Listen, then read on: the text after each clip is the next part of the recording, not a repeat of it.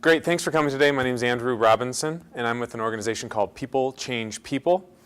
And if you want to learn more about this organization, you can find it at peoplechangepeople.com.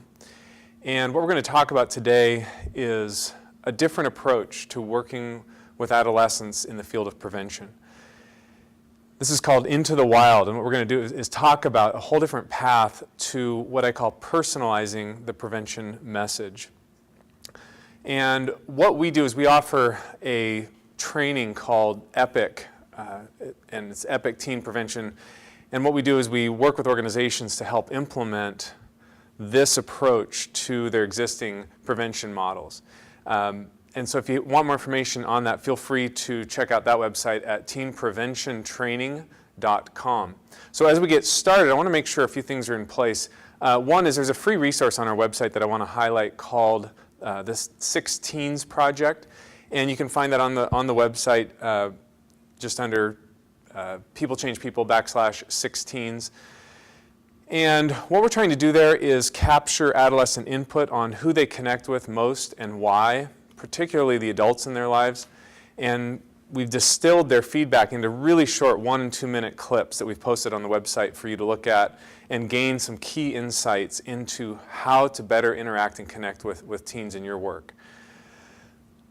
Another exciting thing that I'm excited about is that I just published my first book called The Teen Age, and you can find information about that book at theteenagebook.com or on the website at People Change People, and check that out as well.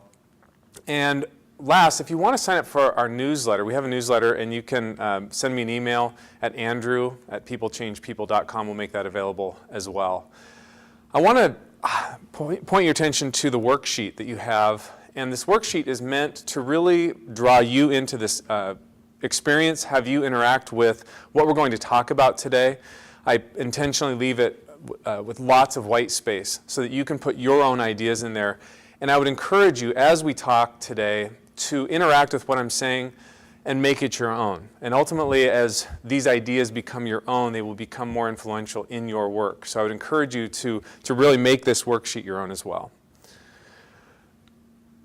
I want to begin with a brief story from my own adolescence.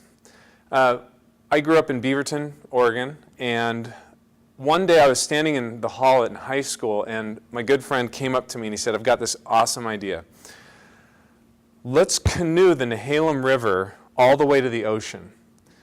So, being an adolescent, we thought this was awesome, this is a great idea, and we decided to do it. Well, we were about 30 feet downstream when a number of problems occurred to us. One was that we forgot to bring any water.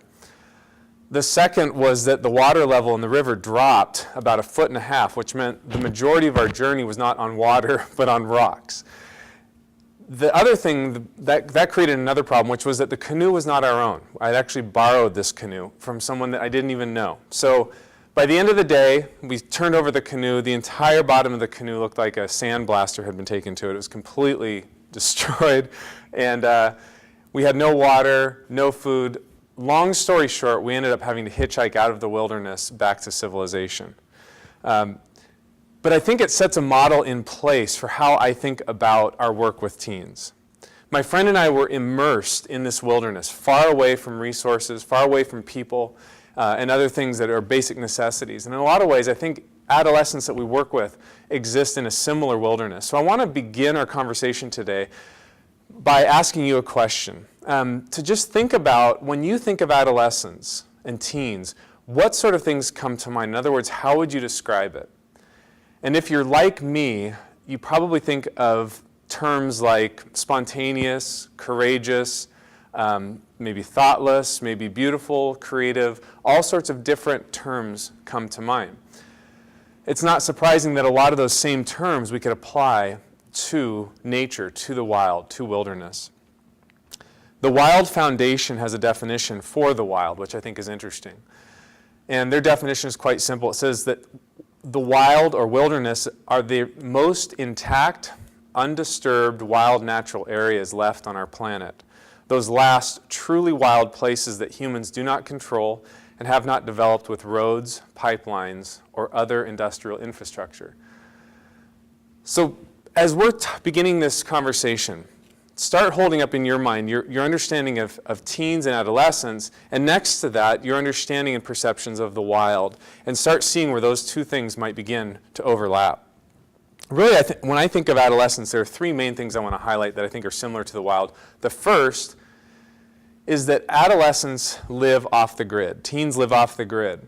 And what I mean by this is not texting, not technology and things like that. What I mean is that teens are not necessarily checking in with adults, connecting with adults in a way. They live in a way that's somewhat isolated, and that's very similar to the wild.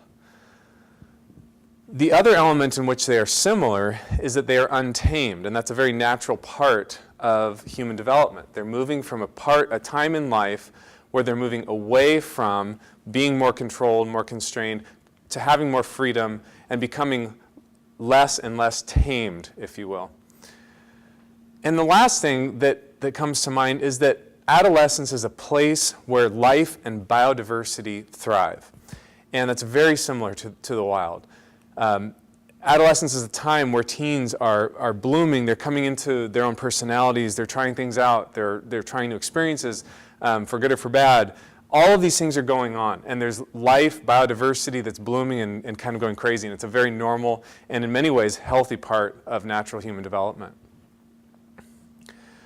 But I want us to appreciate the fact that this is where teens live, and this is where we have a choice on how we interact with that environment, with that environment where they live. There was a girl who went to a rural high school here in Oregon. I'll call her Becky. And by everyone's account, teachers, parents, other students, she was not doing well. She wasn't taking good care of herself. Her grades were horrible. She was using and abusing several different drugs. And one day, in the midst of that, a football coach, approached her and said, "Becky, we would like you to keep score at all of our games. And even more, we'd like you to come to our practices and help prepare the team and serve water and kind of be a manager. We need some help there. Would you be willing to do it?" And she agreed.